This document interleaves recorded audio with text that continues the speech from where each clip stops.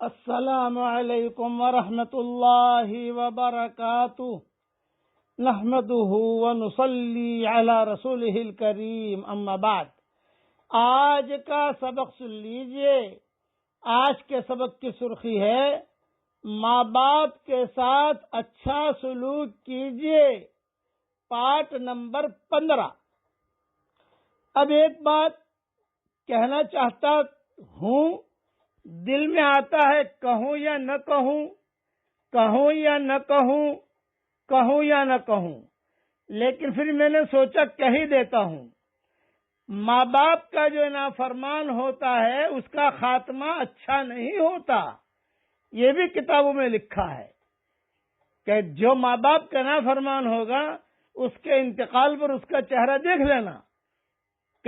ابھی میں جس جگہ بھی سفر میں ہوں، جہاں ہوں، یہی تہجد کے وقت کتابیں دیکھ رہا تھا، درس قرآن دیکھ رہا تھا، درس قرآن کی تیاری کر رہا تھا، اس میں کئی مضمون میں نے اس قسم کے دیکھے۔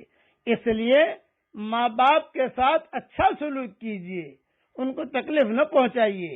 حضرت موسیٰ علیہ السلام کا قصہ کل بیان کروں گا انشاءاللہ، لیکن حضرت ابو ہریرہ کا قصہ سن لو کہ حضرت ابو ہریرہ رضی اللہ تعالیٰ عنہ کی والدہ جو تھی یہ مشرکہ تھی اور یہ مسلمان تھے، اور ایک ہی گھر میں دونوں رہتے تھے مدینہ منورہ میں۔ تو ظاہر بات ہے کہ ایک مسلمان ایک مشرک، کمرہ ایک، وہ بتوں کی پوجا پاٹ کر رہی، یہ نماز پڑھ رہے، تو گھر کے اندر کافی نامناسب حالات آتے تھے اور بڑی الجھن ہوتی تھی گھر کے اندر حضرت ابو ہریرہ رضی اللہ تعالیٰ عنہ کو۔ تو ایک مرتبہ جب ابو ہریرہ نے کوئی دین کا کام کرنا شروع کیا اپنے مکان میں، تو والدہ نے کہا تو یہ کیا کر رہا ہے؟ حالانکہ ابو ہریرہ اپنی مشرکہ جو ماں تھی اس کی بہت خدمت کرتے تھے، یہ نہیں کہ اس کی خدمت نہ کرتے ہوں، کھانا پکا کے کھلانا، ان کا اکرام کرنا، ان کے کپڑے دھونا، یہ کرتے تھے ابو ہریرہ۔ لیکن ایک مرتبہ ماں نے غصے میں آ کر حضرت محمد صلی اللہ علیہ وسلم کے بارے میں کچھ نامناسب الفاظ کہہ دیے، جس کا حضرت ابو ہریرہ پر بہت بوجھ پڑا اور بہت رنج ہوا، اور ہونے بھی چاہیے رنج۔ چنانچہ روتے ہوئے حضرت ابو ہریرہ رضی اللہ تعالی عنہ سیدھے حضور صلی اللہ علیہ وسلم کی خدمت میں پہنچے۔ بھئی کیوں رو رہے ہو؟ یہ فرمایا کہ حضرت میری والدہ نے آپ کے بارے میں ایسے باتیں کہی جو میں برداشت نہیں کر سکا، اور میری آنکھوں میں آنسو تیرنے لگے اور میرا دل ٹوٹ گیا۔ تو آپ جو ہے اس کے لیے دعا کریں یا آپ اس کے لیے دعا کریں، یعنی بس اب میں تھک گیا ہوں۔ خلاصہ کلام یہ ابو ہریرہ کے کہنے کی بات یہ تھی کہ اب میں مکمل تھک گیا ہوں، کمرہ ایک، ماں مشرکہ، میں مسلمان، اور بڑا مسئلہ آتا ہے۔ حضور صلی اللہ علیہ وسلم نے دعا کے لیے ہاتھ اٹھائے اور ایک جملہ کہا، اللہم اہد ام ابی ہریرہ، اللہم اہد ام ابی ہریرہ، اللہم اہد ام ابی ہریرہ، اے اللہ ابو ہریرہ کی ماں کو تو ہدایت دے۔ بس ابو ہریرہ کہتے ہیں کہ میں نے سنا، سنتے ہی میں بھاگا اور گھر کی طرف گیا۔ تو جب گھر کی طرف گیا تو میرا مکان کا کمرہ جو تھا، یعنی دروازہ جو تھا وہ بند تھا اور پانی گرنے کی آواز آ رہی تھی۔ تو میری والدہ نے اندر ہی سے کہا، مہلن یا ابا ہریرہ، مہلن یا ابا ہریرہ، ابو ہریرہ اندر مت آنا، اندر مت آنا، تھوڑی دیر ٹھہر جا، میں پانی ڈالنے کی آواز سن رہا ہوں، کھڑا ہوا ابو ہریرہ کہتے تھے۔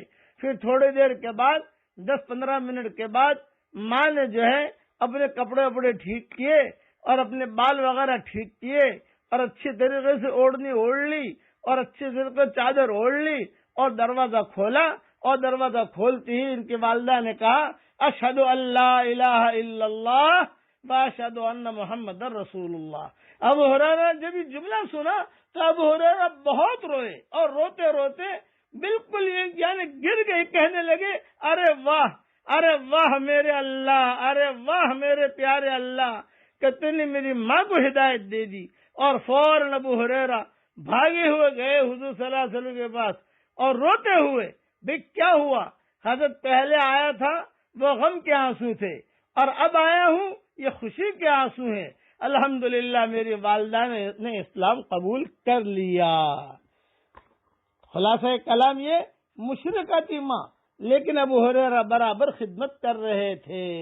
اس لیے ماں باپ کے ساتھ حسن سلوک کیجئے، ماں باپ کا دل نہ دکھائیے، ماں باپ کی دعائیں لیجئے.